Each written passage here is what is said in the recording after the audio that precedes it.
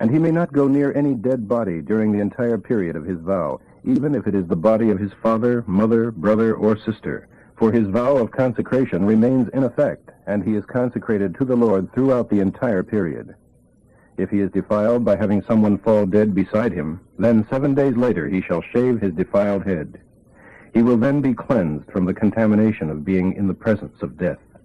The next day, the 8th day, he must bring 2 turtle doves or 2 young pigeons to the priest at the entrance of the tabernacle.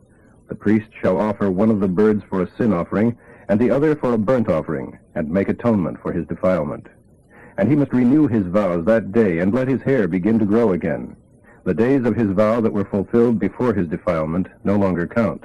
He must begin all over again with a new vow, and must bring a male lamb a year old for a guilt offering. At the conclusion of the period of his vow of separation to the Lord, he must go to the entrance of the tabernacle, and offer a burnt sacrifice to the Lord, a year-old lamb without defect. He must also offer a sin offering, a yearling ewe lamb without defect, a peace offering, a ram without defect, a basket of bread made without yeast, pancakes made of fine flour mixed with olive oil, unleavened wafers spread with oil, and the accompanying grain offering and drink offerings. The priest shall present these offerings before the Lord, first the sin offering and the burnt offering, then the ram for a peace offering, along with the basket of bread made without yeast, and finally the grain offering along with the drink offering. Then the Nazirite shall shave his long hair, the sign of his vow of separation. This shall be done at the entrance of the tabernacle, after which the hair shall be put in the fire under the peace offering sacrifice. After the man's head has been shaved, the priest shall take the roasted shoulder of the lamb, one of the pancakes made without yeast, and one of the wafers also made without yeast, and put them all into the man's hands. The priest shall then wave it all back and forth before the Lord in a gesture of offering. All of it is a holy portion for the priest, as are the rib piece and shoulder that were waved before the Lord. After that, the Nazirite may again drink wine, for he is freed from his vow. These are the regulations concerning a Nazirite and his sacrifices at the conclusion of his period of special dedication. In addition to these sacrifices, he must bring any further offering he promised at the time he took his vow to become a Nazirite. Now the Lord said to Moses, "Tell Aaron and his sons that they are to give this special blessing to the people of Israel. May the Lord bless and protect you. May the Lord's face radiate with joy because of you. May he be gracious to you, show you his favor, and give you his peace. This is how Aaron and his sons shall call down my blessings upon the people of Israel, and I myself will personally bless them." Chapter 7. Moses anointed and sanctified each part of the tabernacle, including the altar and its utensils, on the day he finished setting it up. Then the leaders of Israel, the chiefs of the tribes, the men who had organized the census, brought their offerings. They brought 6 covered wagons, each drawn by 2 oxen, a wagon for every 2 leaders and an ox for each one. And they presented them to the Lord in front of the tabernacle. "Accept their gifts," the Lord told Moses, "and use these wagons for the work of the tabernacle. Give them to the Levites for whatever needs they may have." So Moses presented the wagons and the oxen to the Levites. 2 wagons and 4 oxen were given to the Gershon division for their use, and 4 wagons and 8 oxen were given to the Merari division, which was under the leadership of Ithamar, Aaron's son. None of the wagons or teams was given to the Kohath division, for they were required to carry their portion of the tabernacle upon their shoulders. The leaders also presented dedication gifts on the day the altar was anointed, placing them before the altar. The Lord said to Moses, "Let each of them bring his gift on a different day for the dedication of the altar." So Nahshon, the son of Amminadab of the tribe of Judah, brought his gift the first day. It consisted of a silver platter weighing 2 pounds, and a silver bowl of about 1 pound, both filled with grain offerings of fine flour mixed with oil. He also brought a tiny gold box of incense, which weighed only about 6 ounces. He brought a young bull, a ram, and a male yearling lamb as burnt offerings, a male goat for a sin offering, and for the peace offerings 2 oxen, 5 rams, 5 male goats, and 5 male yearling lambs. The next day, Nathaniel, son of Zoar, chief of the tribe of Issachar, brought his gifts and offerings. They were exactly the same as Nahshon had presented on the previous day. On the 3rd day, Eliab, the son of Helon, chief of the tribe of Zebulun, came with his offerings, the same as those presented on the previous days. On the 4th day, the gifts were presented by Eliezer, son of Shedeur, chief of the tribe of Reuben. His gifts and offerings were the same as those given on the previous days. On the 5th day came Shalumiel, the son of Zurishaddai, chief of the tribe of Simeon, with the same gifts. The next day it was Eliasap's turn, son of Duel, chief of the tribe of Gad. He too offered the same gifts and sacrifices. On the 7th day, Elishama, the son of Ammihud, chief of the tribe of Ephraim, brought his gifts, the same as those presented on the previous days. Gamaliel, son of Pedazur, prince of the tribe of Manasseh, came the 8th day with the same offerings. On the 9th day it was Abidan, the son of Gideoni, chief of the tribe of Benjamin, with his gifts, the same as those offered by the others. Ahiezer, the son of Ammishaddai, brought his gifts on the 10th day. He was the chief of the tribe of Dan, and his offerings were the same as those on the previous days. Pagiel, the son of Ochran, chief of the tribe of Asher, brought his gifts on the 11th day, the same gifts and offerings as the others. On the 12th day came Ahira, son of Enan, chief of the tribe of Naphtali, with his offerings. They were identical to those brought by the others. So, beginning the day the altar was anointed, it was dedicated by these gifts from the chiefs of the tribes of Israel.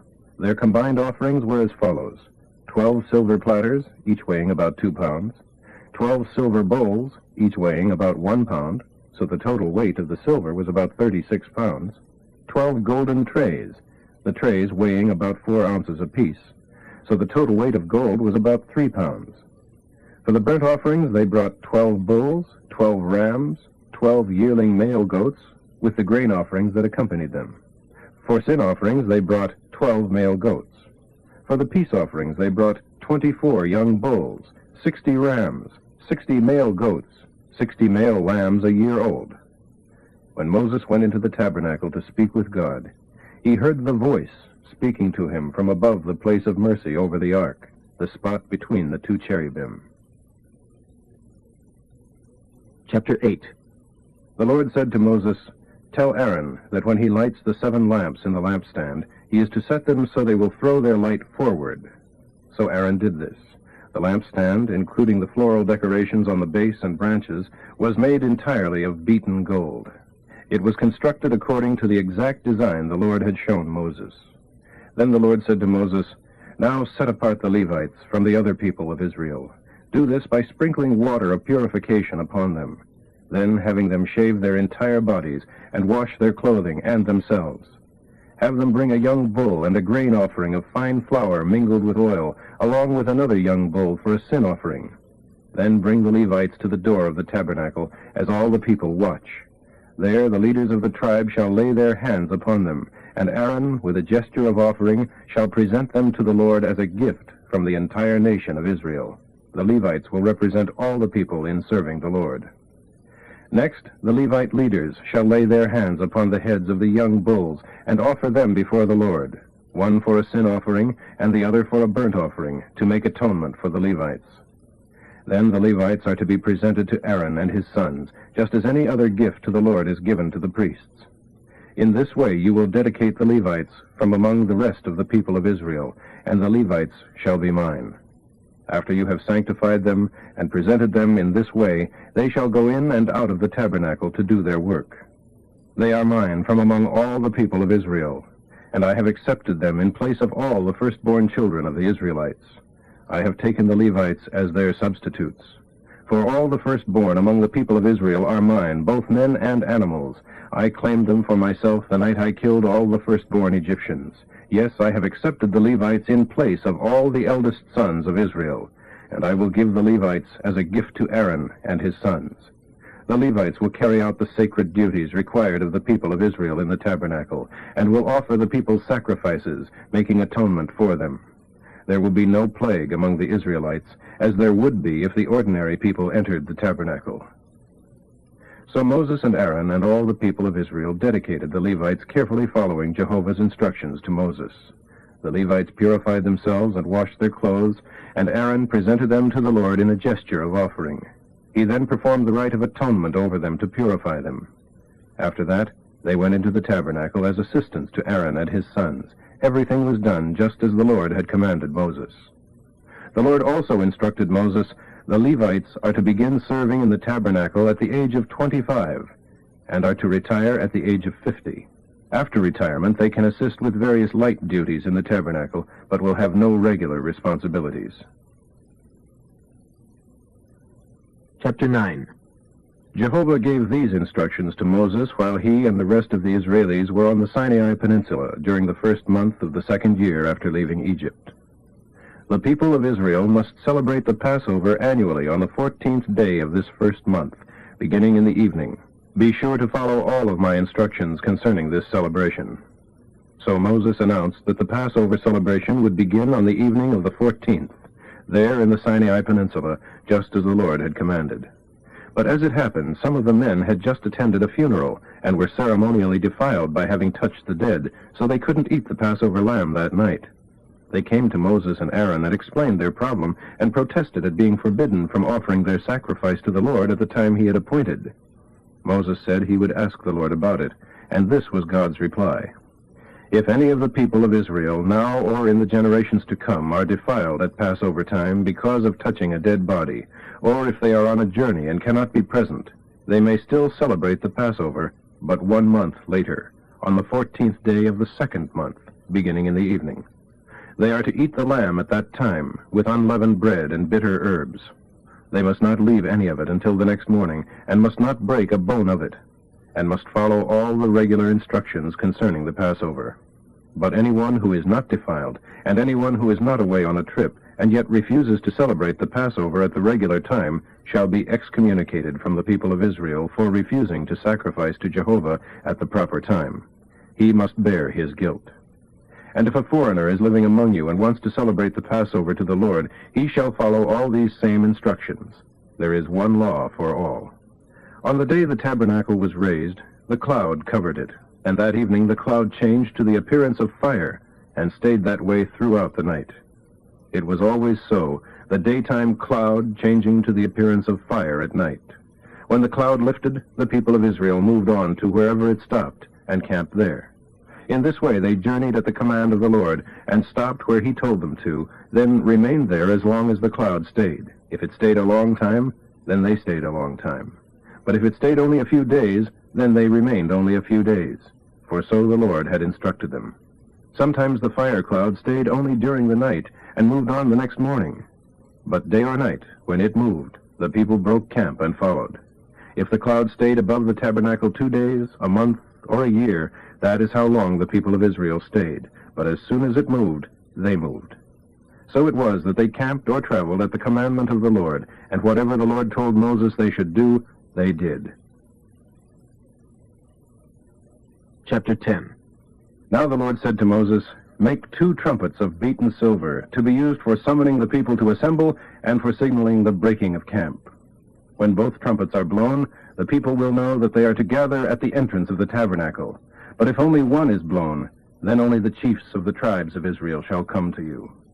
Different trumpet blasts will be necessary to distinguish between the summons to assemble and the signal to break camp and move onward. When the travel signal is blown, the tribes camped on the east side of the tabernacle shall leave first. At the second signal, the tribes on the south side shall go. Only the priests are permitted to blow the trumpets. This is a permanent instruction to be followed from generation to generation. When you arrive in the promised land and go to war against your enemies, God will hear you and save you from your enemies when you sound the alarm with these trumpets. Use the trumpets in times of gladness, too, blowing them at your annual festivals and at the beginning of each month to rejoice over your burnt offerings and peace offerings. And God will be reminded of his covenant with you, for I am Jehovah, your God." The cloud lifted from the tabernacle on the 20th day of the second month of the second year of Israel's leaving Egypt. So the Israelites left the Sinai wilderness and followed the cloud until it stopped in the wilderness of Paran. This was their first journey after having received the Lord's travel instructions to Moses. At the head of the march was the tribe of Judah, grouped behind its flag, and led by Nahshon, the son of Amminadab. Next came the tribe of Issachar, led by Nathaniel, the son of Zuar, and the tribe of Zebulun, led by Eliab, the son of Helon.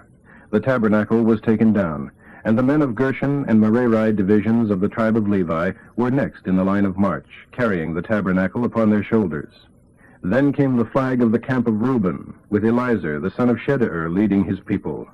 Next was the tribe of Simeon, headed by Shelumiel, the son of Zurishaddai, and the tribe of Gad, led by Eliasaph, the son of Duo. Next came the Kohathites, carrying the items from the inner sanctuary. The tabernacle was already erected in its new location by the time they arrived. Next in line was the tribe of Ephraim behind its flag, led by Elishama, the son of Ammihud, and the tribe of Manasseh, led by Gamaliel, the son of Pedazur, and the tribe of Benjamin, led by Abidan, the son of Gideoni. Last of all were the tribes headed by the flag of the tribe of Dan, under the leadership of Ahiezer, the son of Ammishaddai, the tribe of Asher, led by Pagiel, the son of Achran, and the tribe of Naphtali, led by Ahira, the son of Enan. That was the order in which the tribes traveled. One day Moses said to his brother-in-law Hobab, son of Reuel the Midianite, "At last we are on our way to the promised land. Come with us, and we will do you good, for the Lord has given wonderful promises to Israel." But his brother-in-law replied, "No, I must return to my own land and kinfolk." "Stay with us, for you know the ways of the wilderness and will be a great help to us. If you come, you will share in all the good things the Lord does for us." They traveled for 3 days after leaving Mount Sinai, with the ark at the front of the column to choose a place for them to stop. It was daytime when they left, with the cloud moving along ahead of them as they began their march. As the ark was carried forward, Moses cried out, "Arise, O Lord, and scatter your enemies. Let them flee before you." And when the ark was set down, he said, "Return, O Lord, to the millions of Israel." Chapter 11. The people were soon complaining about all their misfortunes, and the Lord heard them. His anger flared out against them because of their complaints, so the fire of the Lord began destroying those at the far end of the camp. They screamed to Moses for help, and when he prayed for them, the fire stopped. Ever after, the area was known as the place of burning, because the fire from the Lord burned among them there. Then the Egyptians who had come with them began to long for the good things of Egypt. This added to the discontent of the people of Israel, and they wept, "Oh, for a few bites of meat! Oh, that we had some of the delicious fish we enjoyed so much in Egypt!" And the wonderful cucumbers, and melons, leeks, onions, and garlic. But now our strength is gone, and day after day we have to face this manna. The manna was about the size of a coriander seed, and looked like droplets of gum from the bark of a tree. The people gathered it from the ground and crushed it into flour, or pounded it in mortars, boiled it, and then made pancakes from it. They tasted like pancakes fried in vegetable oil. The manna fell with the dew during the night. Moses heard all the families standing around their tent doors weeping, and the anger of the Lord grew hot. Moses, too, was highly displeased. Moses said to the Lord, "Why pick on me to give me the burden of a people like this? Are they my children? Am I their father? Is that why you have given me the job of nursing them along like babies until we get to the land you promised their ancestors? Where am I supposed to get meat for all these people? For they weep to me, saying, 'Give us meat.'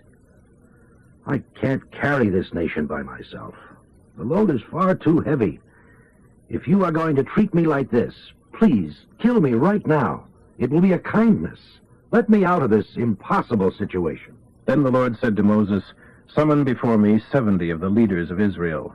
Bring them to the tabernacle to stand there with you. I will come down and talk with you there, and I will take of the Spirit which is on you, and will put it upon them also. They shall bear the burden of the people along with you, so that you will not have the task alone. And tell the people to purify themselves, for tomorrow they shall have meat to eat.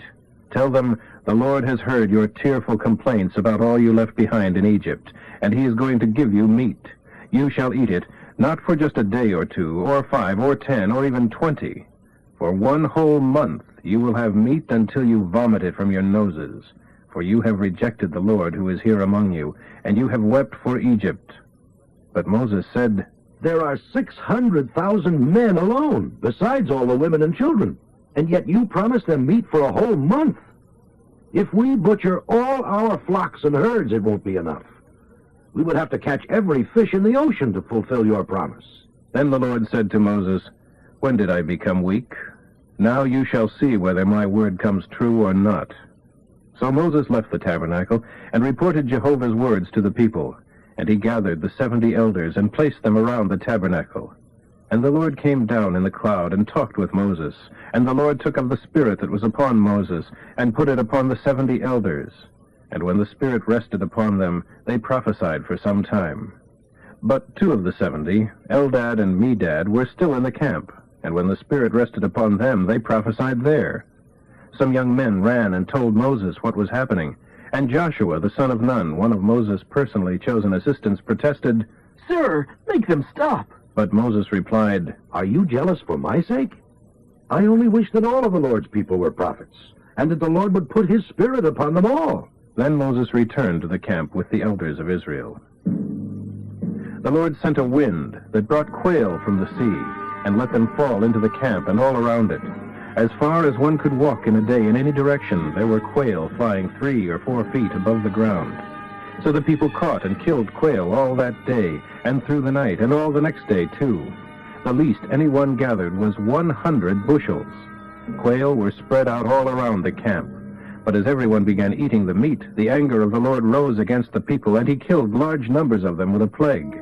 So the name of that place was called the Place of the Graves Caused by Lust, because they buried the people there who had lusted for meat and for Egypt. And from that place they journeyed to Hazeroth, where they stayed a while. Chapter 12. One day Miriam and Aaron were criticizing Moses because his wife was a Cushite woman, and they said, Has the Lord spoken only through Moses? Hasn't he spoken to us, too? But the Lord heard them. Immediately he summoned Moses, Aaron, and Miriam to the tabernacle. Come here, you 3, he commanded. So they stood before the Lord. Now Moses was the humblest man on earth. Then the Lord descended in the cloud and stood at the entrance of the tabernacle. Aaron and Miriam stepped forward, he commanded, and they did. And the Lord said to them, Even with a prophet I would communicate by visions and dreams, but that is not how I communicate with my servant Moses. He is completely at home in my house. With him I speak face to face, and he shall see the very form of God. Why then were you not afraid to criticize him? Then the anger of the Lord grew hot against them, and he departed. As the cloud moved from above the tabernacle, Miriam suddenly became white with leprosy. When Aaron saw what had happened, he cried out to Moses, Oh, sir, do not punish us for this sin. We were fools to do such a thing. Don't let her be as one dead whose body is half rotted away at birth. And Moses cried out to the Lord, Heal her, O God, I beg you. And the Lord said to Moses, If her father had but spit in her face, she would be defiled 7 days. Let her be confined outside the camp for 7 days, and after that she can come back again. So Miriam was excluded from the camp for 7 days, and the people waited until she was brought back in before they traveled again. Afterwards, they left Hazeroth and camped in the wilderness of Paran.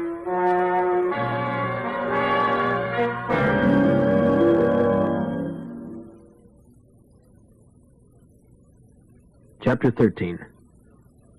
Jehovah now instructed Moses, Send spies into the land of Canaan, the land I am giving to Israel. Send 1 leader from each tribe. The Israelis were camped in the wilderness of Paran at the time. Moses did as the Lord had commanded, and sent these 12 tribal leaders. Shammua, son of Zachar, from the tribe of Reuben. Shaphat, son of Hori, from the tribe of Simeon. Caleb, son of Jephunneh, from the tribe of Judah. Igel, son of Joseph, from the tribe of Issachar. Hoshea, son of Nun, from the half-tribe of Ephraim. Paltai, son of Raphu, from the tribe of Benjamin. Gadiel, son of Sodai, from the tribe of Zebulun. Gadi, son of Susai, from the tribe of Joseph, actually the half-tribe of Manasseh. Amiel, son of Gamalai, from the tribe of Dan. Sether, son of Michael, from the tribe of Asher. Nabai, son of Vapsai, from the tribe of Naphtali.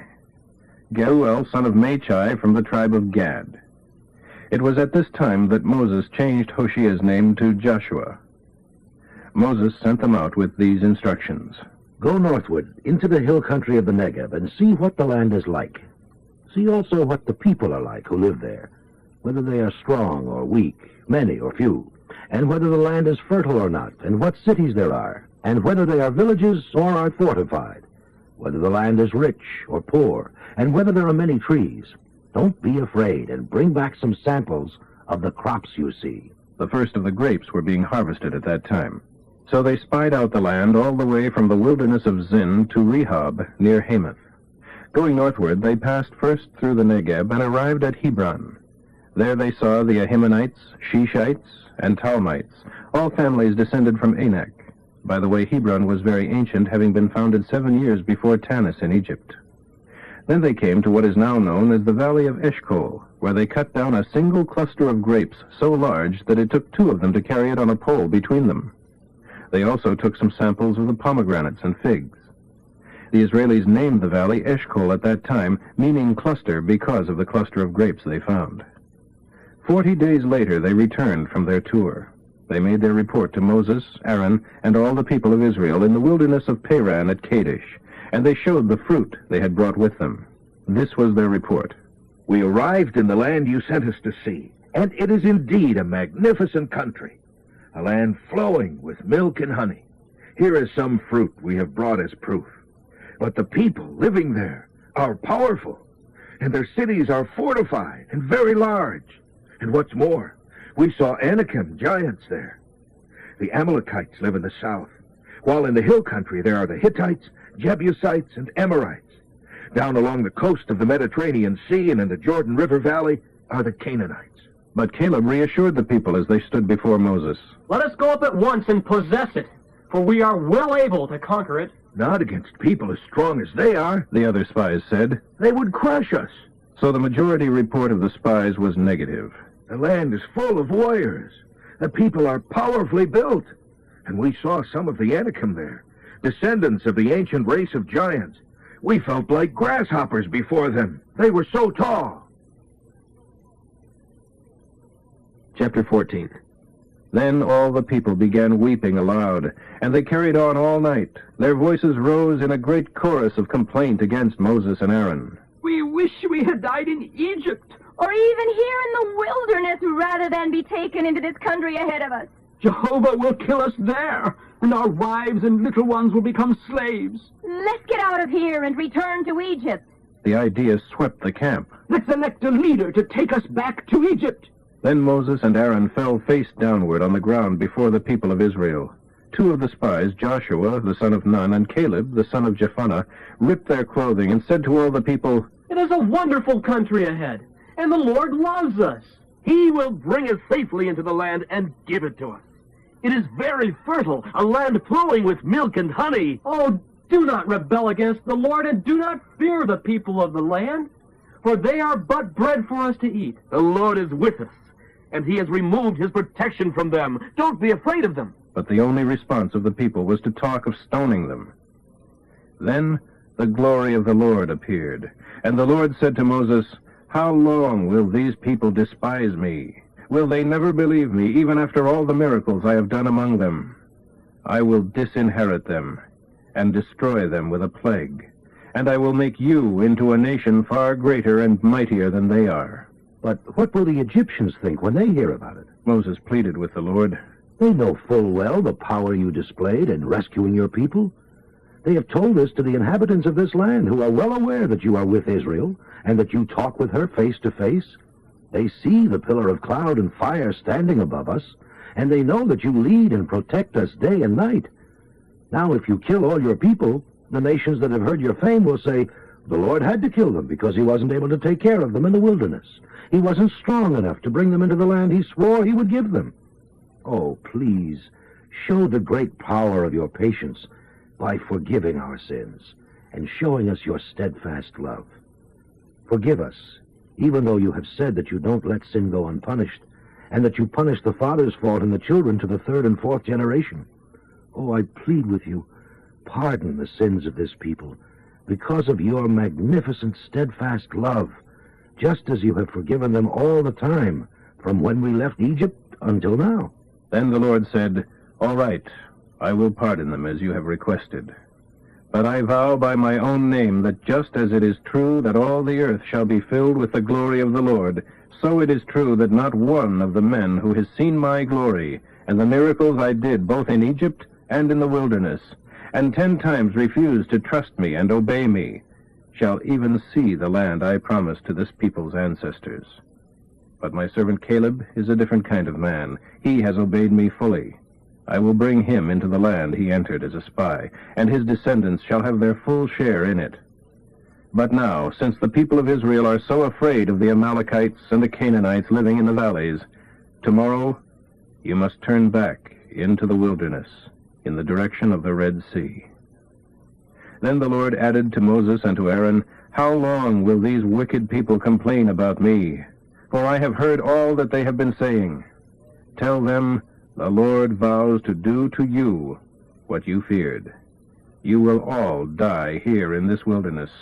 Not a single one of you, 20 years old and older, who has complained against me, shall enter the promised land. Only Caleb, son of Jephunneh, and Joshua, son of Nun, are permitted to enter it. You said your children would become slaves of the people of the land. Well, instead I will bring them safely into the land, and they shall inherit what you have despised. But as for you, your dead bodies shall fall in this wilderness. You must wander in the desert like nomads for 40 years. In this way you will pay for your faithlessness, until the last of you lies dead in the desert.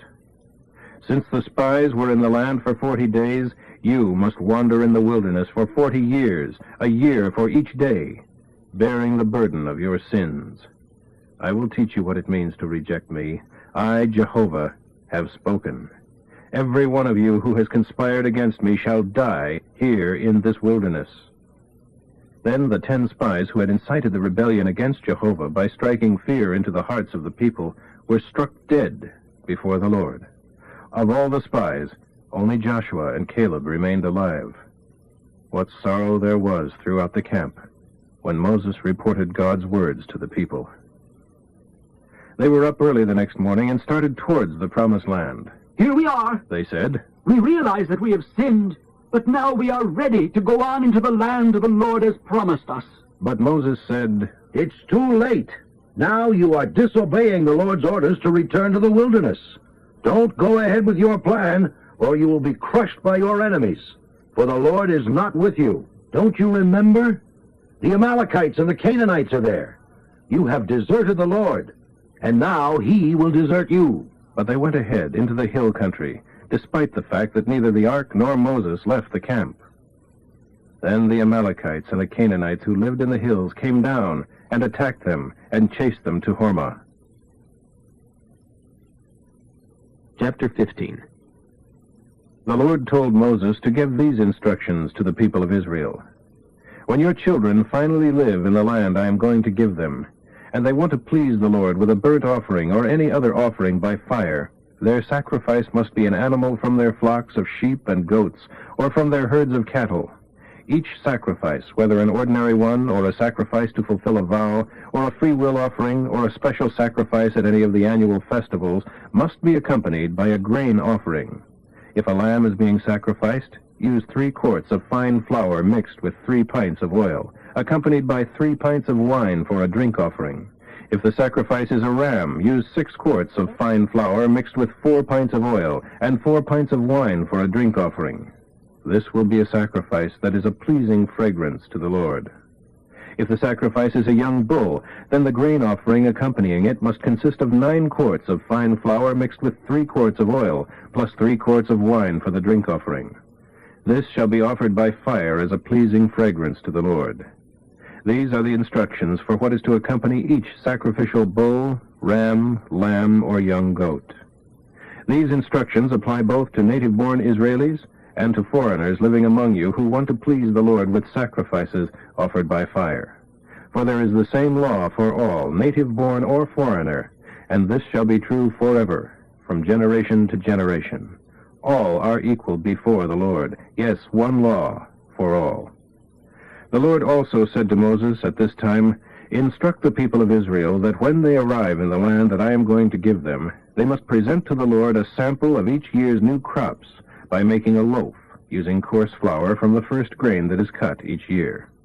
This loaf must be waved back and forth before the altar in a gesture of offering to the Lord.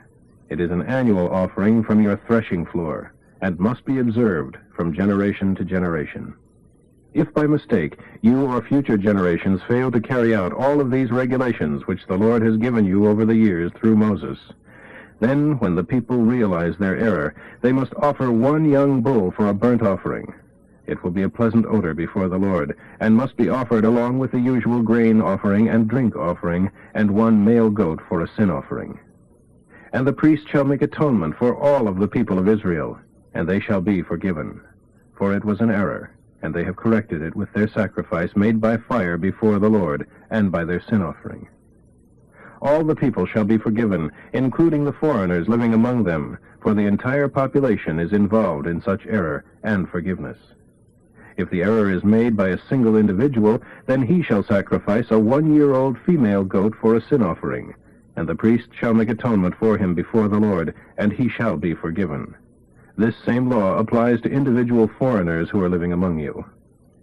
But anyone who deliberately makes the mistake, whether he is a native Israeli or a foreigner, is blaspheming Jehovah, and shall be cut off from among his people. For he has despised the commandment of the Lord and deliberately failed to obey his law. He must be executed and die in his sin.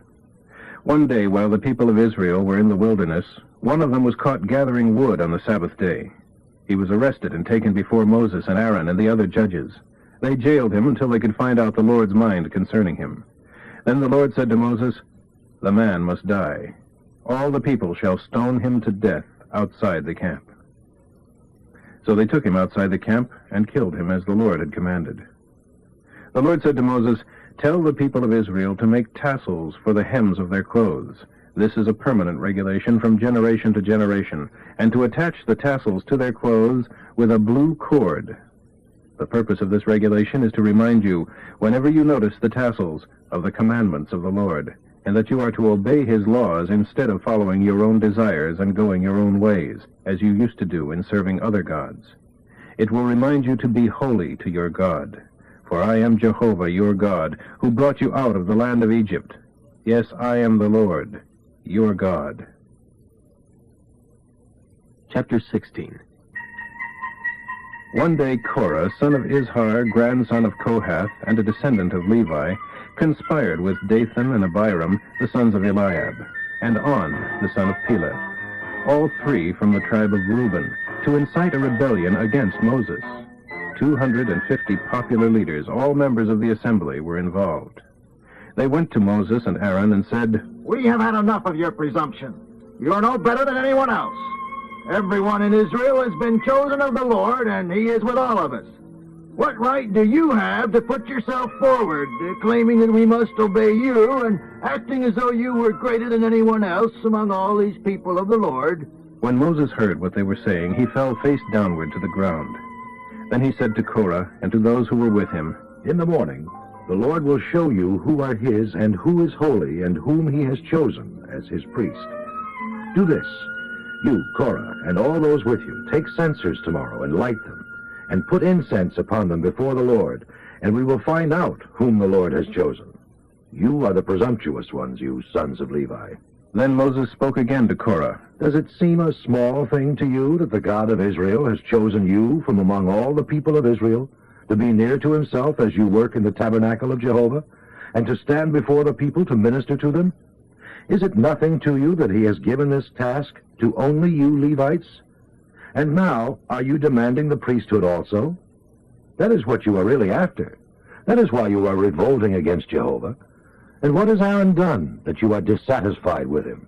Then Moses summoned Dathan and Abiram, the sons of Eliab, but they refused to come. "Is it a small thing," they mimicked, "that you brought us out of lovely Egypt to kill us here in this terrible wilderness, and that now you want to make yourself our king?" What's more, you haven't brought us into the wonderful country you promised, nor given us fields and vineyards. Whom are you trying to fool? We refuse to come. Then Moses was very angry and said to the Lord, Do not accept their sacrifices. I have never stolen so much as a donkey from them, and have not hurt one of them. And Moses said to Korah, Come here tomorrow before the Lord with all your friends. Aaron will be here too. Be sure to bring your censers with incense on them, a censer for each man, 250 in all. And Aaron will also be here with his. So they did. They came with their censers and lit them and placed the incense on them and stood at the entrance of the tabernacle with Moses and Aaron. Meanwhile, Korah had stirred up the entire nation against Moses and Aaron, and they all assembled to watch. Then the glory of Jehovah appeared to all the people, and Jehovah said to Moses and Aaron, "Get away from these people so that I may instantly destroy them." But Moses and Aaron fell face downward to the ground before the Lord. "Oh God, the God of all mankind," they pleaded, "must you be angry with all the people when one man sins?" And the Lord said to Moses, "Then tell the people to get away from the tents of Korah, Dathan, and Abiram." So Moses rushed over to the tents of Dathan and Abiram, followed closely by the 250 Israeli leaders. "Quick, get away from the tents of these wicked men, and don't touch anything that belongs to them, lest you be included in their sins and be destroyed with them."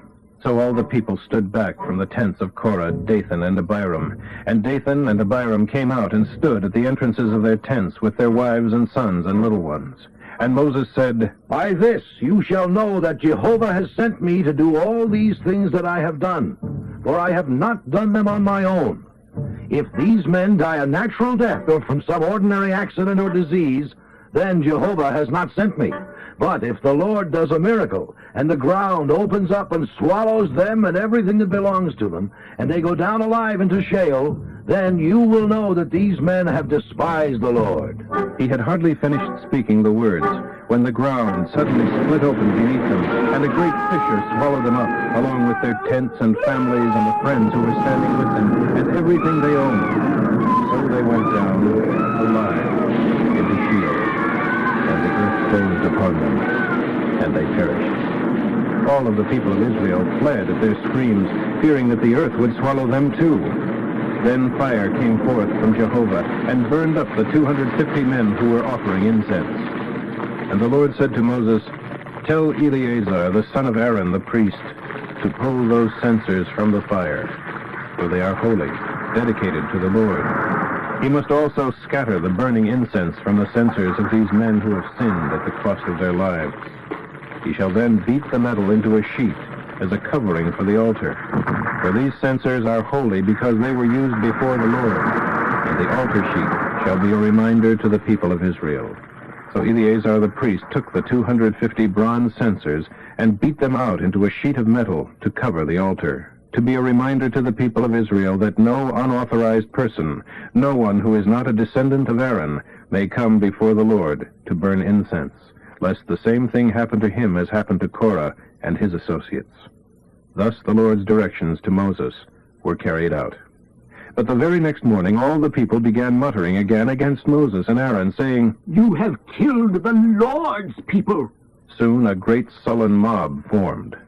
Suddenly, as they looked toward the tabernacle, the cloud appeared, and the awesome glory of the Lord was seen.